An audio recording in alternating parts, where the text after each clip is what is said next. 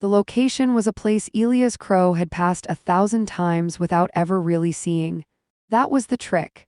It sat in the open, dressed in legitimacy, guarded by familiarity. A building people trusted because they had been taught to.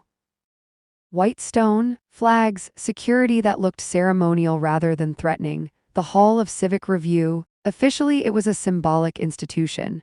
Panels, committees, reports no one read. A place where accountability was discussed but never demanded. Crow stood across the street and watched people enter and leave as if nothing in the world was wrong. Employees carrying coffee, visitors checking phones, guards chatting softly. No alarms, no urgency, power never hid in shadows when it could stand in daylight.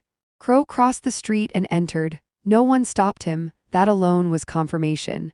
Inside, the building smelled of polished floors and recycled air. He followed the instructions precisely. Elevator, 4th floor, west corridor. A door marked storage authorized personnel only. It opened when he touched it. The room beyond was not a storage room, it was a conference chamber. Oval table, 12 chairs, screens embedded into the walls, no windows, no visible cameras. The kind of room designed for conversations that never happened. 3 people were already seated. They did not stand. They did not greet him. They watched. Crow felt the pressure immediately, not fear, not threat, something heavier. The sense of being measured by standards he did not know. One of them spoke. "You were expected earlier." Crow glanced at the empty chairs. "I came alone." "That wasn't the instruction," the voice replied calmly. Crow understood then, they hadn't meant physically. "You wanted to see what I'd bring with me," Crow said. A faint smile crossed the face of the woman seated at the far end of the table. She was older than she appeared on television. Sharper, more still, head of the Ethics Commission. She gestured to a chair. Crow sat. No one asked him for the drive. No one mentioned Jonah Rook. No one accused him of anything. This was not an interrogation. This was an evaluation. "You believe you're chasing us," another voice said. A man in a dark suit, hands folded. "That belief is understandable." Crow leaned back. "You let me hear your conversations." "Yes," the man replied, "because secrecy is wasted on those who don't know what they're hearing." Crow's pulse stayed steady. "You killed Malcolm Hale?" The woman tilted her head slightly. "Malcolm Hale concluded his role." Crow almost laughed. "You're correcting people," he said. "That's what you call it." A pause, then the oldest man in the room spoke. His voice was slow, controlled, practiced over decades. "We prevent instability." Crow looked at him. "By deciding who deserves the truth." "No," the man corrected gently. "By deciding when the truth becomes dangerous."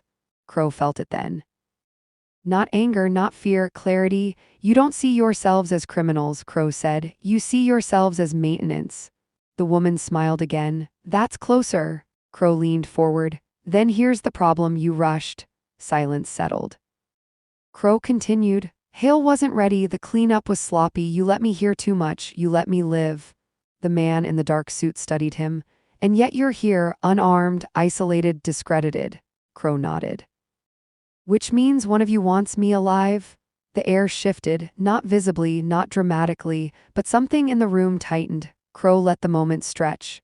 "You're not unified anymore," he said softly. "Someone's breaking pattern?" The oldest man spoke again. "Patterns change." "No," Crow replied, "they fracture." The woman's fingers tapped the table once. "That's enough," she said. Then to Crow, "You think this ends with exposure. It doesn't. Even if everything you believe is proven true, nothing collapses. People want comfort, not disruption." Crow met her gaze. "You're wrong." She raised an eyebrow. "Convince me." Crow took a breath.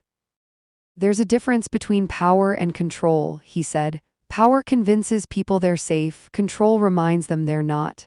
The man in the dark suit smiled faintly. "And you think you're that reminder?" "No," Crow said. "I think I'm the test." Another pause. The oldest man leaned back. "What do you want, Detective Crow?" There it was. Crow didn't answer immediately. "I want to know who opened the door for me," he said finally. The woman's smile faded.